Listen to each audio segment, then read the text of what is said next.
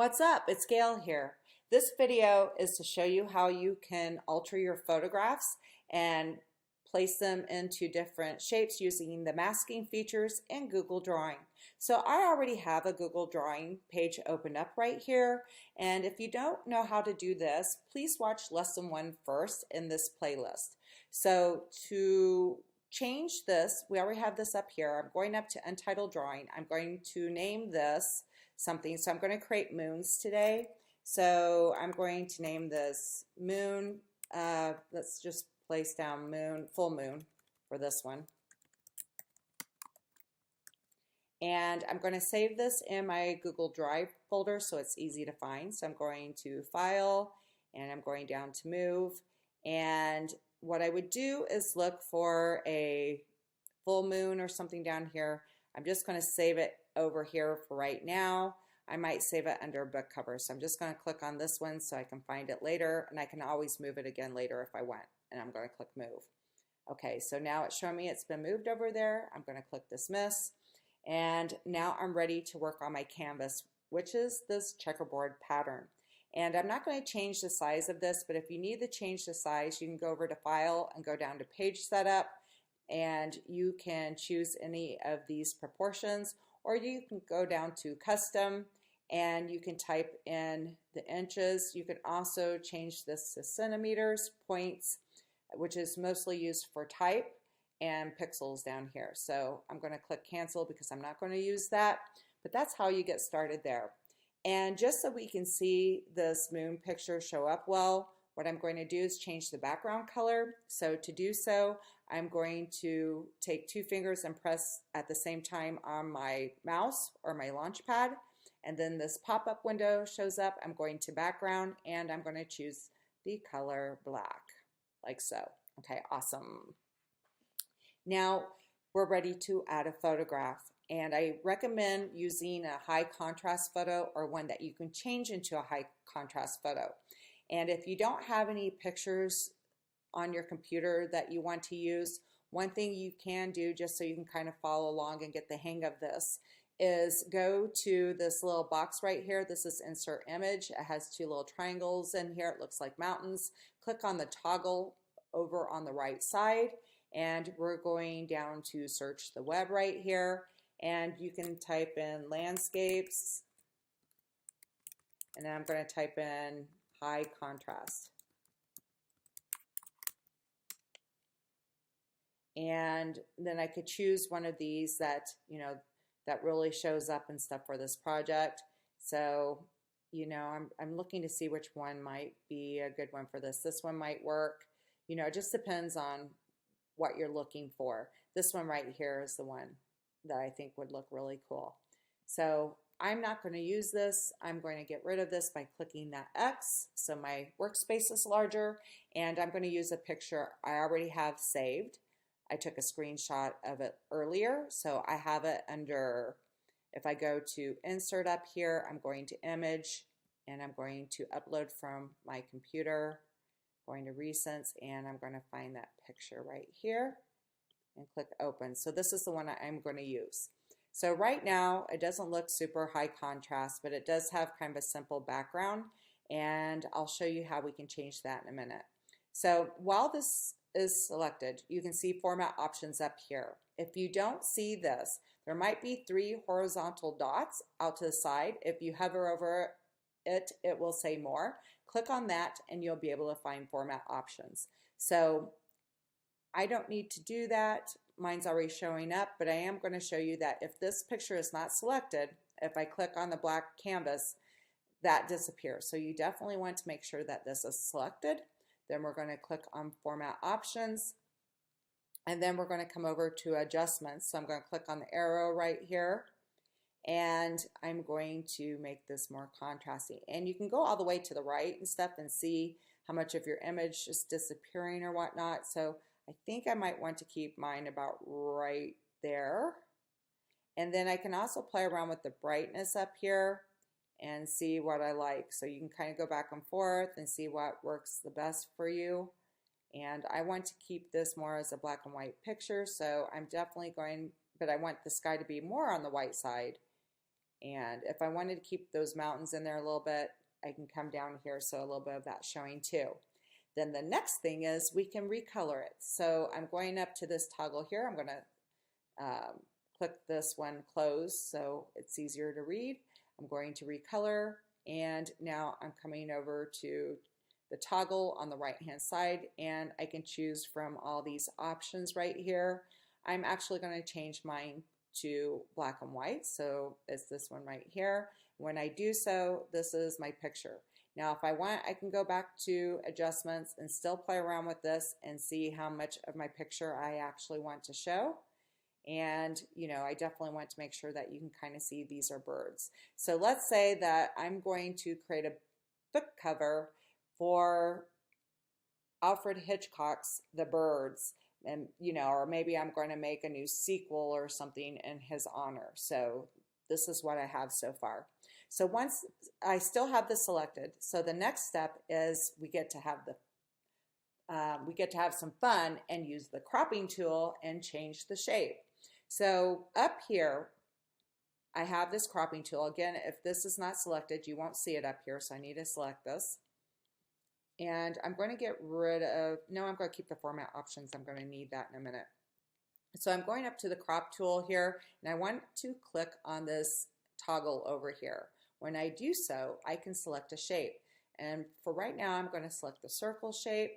And now I have this. And I'm going to pull in on the middle edges right here. I'm going to make this into like a full moon. And when I do so, I'm bringing my picture in a little bit, so if I like that, I can keep it like that. If I want to keep the proportions of my picture, I'm going to undo this, and if I double click in the middle, you also have this cropping tool right here, and this will allow you to bring, you just want to get a hold of those little black lines on the side there, and you want to pull those in. We don't want to grab the blue highlighted square right here. So you can do that a couple of different ways, and then I can kind of bring this in. And once I get the shape I like, I'm just going to click on the black part, and now I have this, which is pretty darn cool. I love this feature. So now we can add a little bit of a glow, and this is a little bit more fun and a little bit more advanced, and if you're happy with this like this, that's cool. But if you want to add a glow, we're still coming over to format options. I have my picture selected already, and this time I'm going to close adjustments so that way you can see drop shadow right here. I'm clicking on the toggle, and we're going to come over and change the color by clicking on the toggle next to that black swatch right there, and I'm going to choose white. And you can already see that there's a little white glow down here at the bottom. So I can play around with the angle a little bit and see if I can cover a couple of areas at once. I'm just going to bring the distance in. I'm not going to bring it in too much because otherwise I'm going to, I'm just going to bring it in like that. And then I'm going to smooth this out a little bit with the blur radius like so. And you know, you can play around with this and see what you can come up with. But I'm going to keep it like that, and that looks pretty good. So I'm just going to deselect, and I see a little glow here.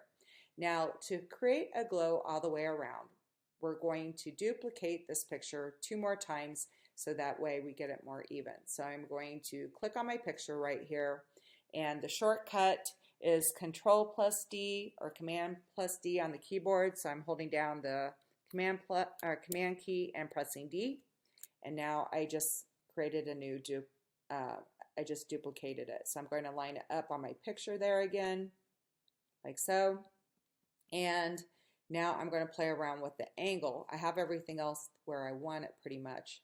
So I'm just going to see if I can make that kind of come over to another side a little bit. See, where is it going to go there?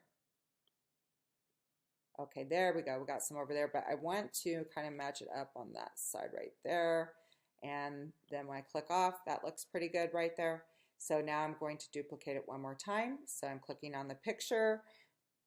And again, the shortcut is Control+D or Command+D on Apple devices. I'm going to match up the picture right here, like so. And now I'm going to add a little bit of a white highlight over here. oops, I want to keep my distance where it is. I want to find out where I need to go for the shadow down there. And that looks pretty good right there. So now I'm just going to click off of it. And of course you can play around with this and try to get these angles to match up a little bit better. And that glow could go out a little bit farther. So if I'm going to play around with this, I want to move each picture out of the way and do that separately to each one. So let's just say I'm going to bring this out just a tad bit more, this one on top a tad bit more, and then of course I want to find the bottom one or the other one, this one right here, and do the same. And then I'm going to line them up again.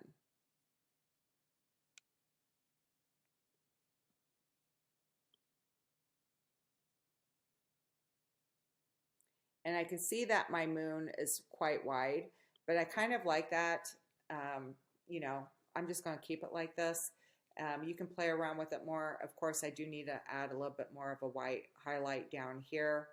But at least that gives you an idea of how to play around with this. So I would just save one picture at a time. So if I want to create a new one more thing I could do is come up to File, and I'm going to make a copy of this. And I'm going to call this one Smiling Moon. So I'm just going to click off of that highlighted area and change the first part here to Smiling Moon.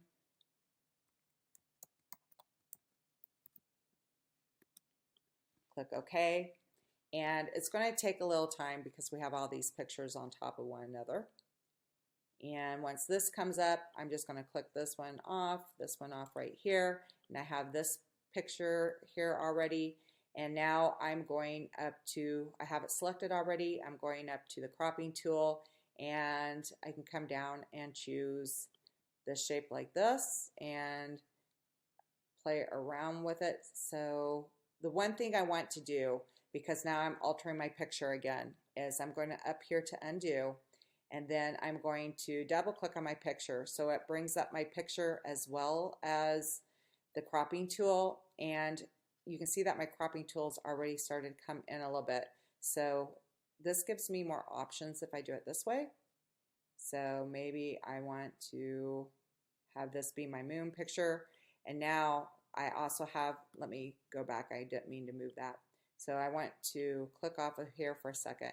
And if I double click on here, I'm just going to move, I just want to move the cropping tool. Oh, actually I can move the picture around. Sorry, I have to do it this way. And I can find what I want to keep in that picture. And I don't know, oh good, it's going to allow me to move it off the side here. So just kind of find what you like inside there, and I think I will keep it like this. Actually, I got a little bit cut off down here. I'm just going to see if that matters. And it's showing this white line there. I don't like that. So I have a couple of options. I can either pull out my picture to cover that part, and I think I will. I'm going to see if that works okay for this image. And I kind of like that. You know, it makes the bird stand out a little bit more there too. And then, oops, I have that happening again. So I'm going to move this picture over to my cropping edge there. And I'm almost there, a little bit more. Now I can move this in again, and you can kind of get the image that you like. And then I'm going to click on the black area, and now I have this one. And just like we did on the last video, you can duplicate this 2 more times, and you can add the white line by going to Format Options. That's it for this video. I hope you enjoy it. It's a lot of fun. I can't wait to see what you create, and if you want, please share something down below, and I'll be happy to look at it. Until next time, later. Thank you for watching this video.